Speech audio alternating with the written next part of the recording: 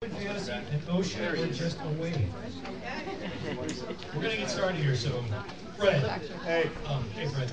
Have a seat or find a comfortable patch of wall or something like that.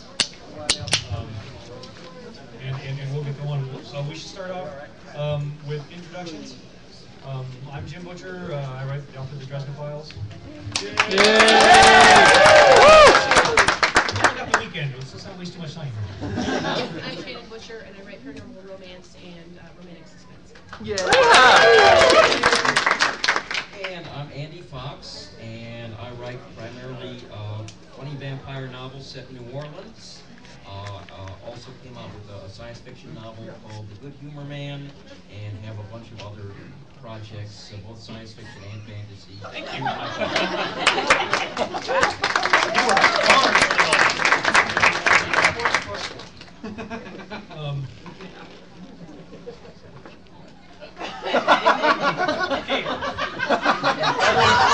A case of overgenerosity happening. I just need here. Give that one, yeah. Okay. And then we'll share this one because you already got my germs.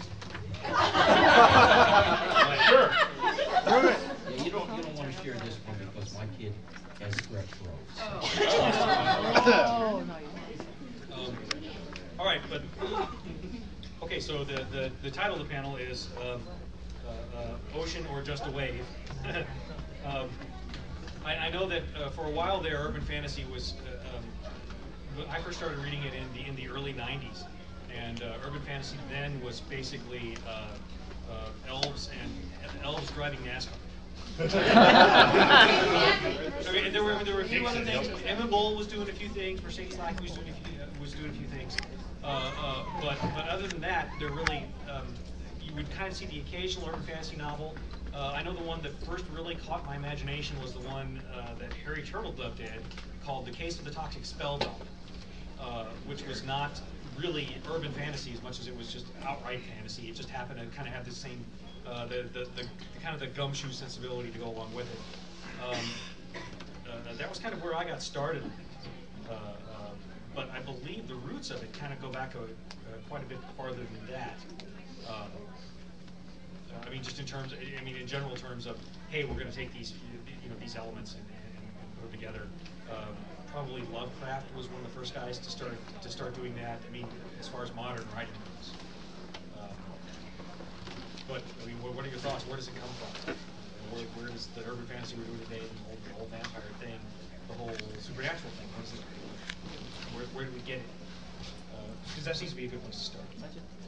Okay, well, I feel like fantasy literature basically lives primarily where its writers and its readers live.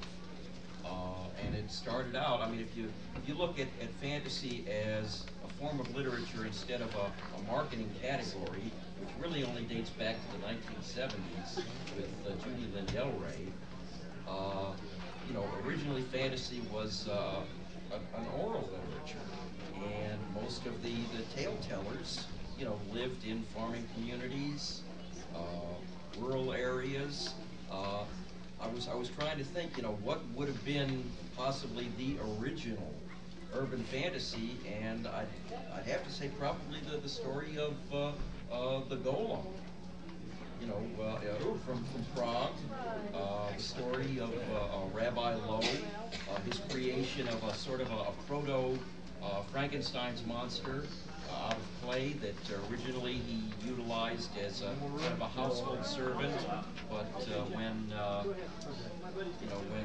the townspeople of Prague threatened to burn down the Jewish ghetto, the Golem was pressed into service as kind of the defender of the Jews, and then, later in the story ends up getting out of the control of the rabbi and had to be powered down, and supposedly was hidden away in the attic of the synagogue.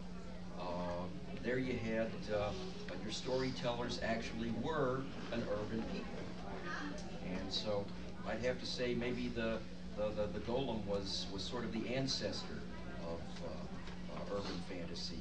Of course, urban fantasy, like I just kind of mentioned, I think is, at least in part, an effort on the behalf of various marketing departments to sort of earn their paychecks, come up with what they feel might be the next big thing.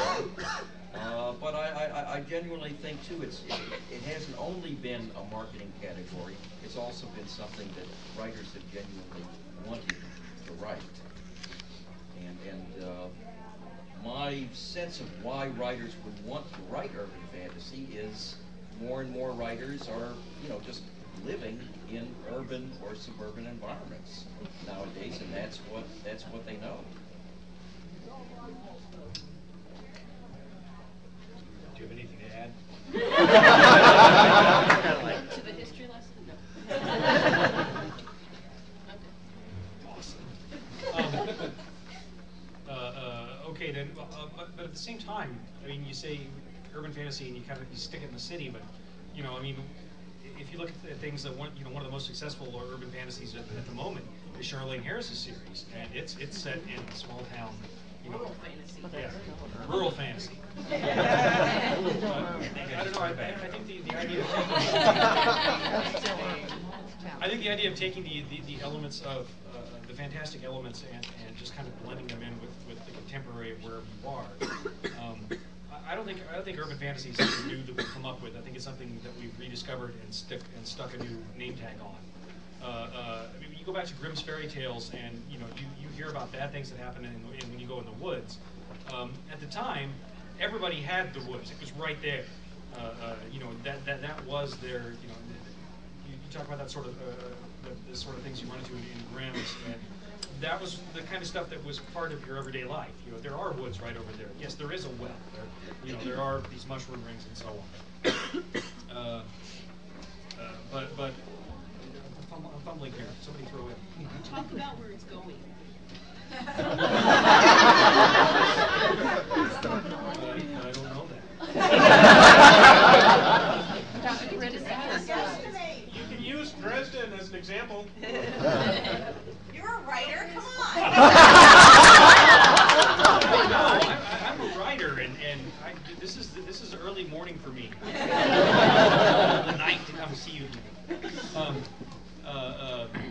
All right, where's it going? All right, I think there's been a lot of success with blending those fantastic elements that were elves and race cars at the time, and with probably what is one of the most American of genres, which is kind of the hard-boiled private eye story. I had a lot of fun with it. A lot of other people have too. There's some very good writers who are writing it right now. I think Lily St. Crow's Jill Kismet series is just excellent material. It's much in the same vein.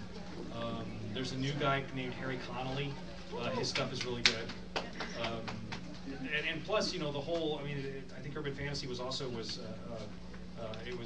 new life, as it were, for the entire vampire genre.